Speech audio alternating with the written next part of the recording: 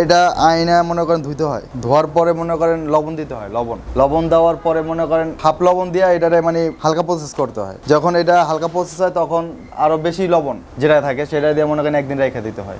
নিতে আসে তারা, আসবে আসার পরে মনে করেন যে এটাকে নিয়ে যাবে, নিয়ে তারা ওয়াশ করবে, ফুল ওয়াশ।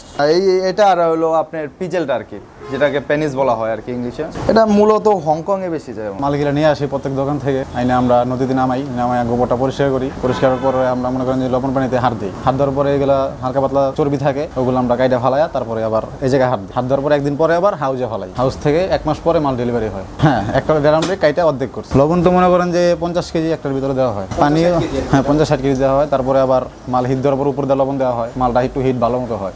এরপরে কি হাউজে ফালাই, মালকে হওয়ার পরে 1 মাস পরে ডেলিভারি হয়। কতটুকু না আমাদের 1 মাসে যেটুকু হবে আমরা 15 দিনও ডেলিভারি দিই, 1 মাসও ডেলিভারি দিই। কাস্টমাররা অনেক জায়গা থেকে আসে, যাত্রাবাড়ি থেকে আসে, আমিনবাজার থেকে আসে, অনেক জায়গা থেকে আসে। ওই যেহেতু আছে পেনিস, চর্বি আমগো লোক আছে, এগুলো দিয়ে সাবান মারে, আবার হলো তেলও বানায়, পামেল তেল।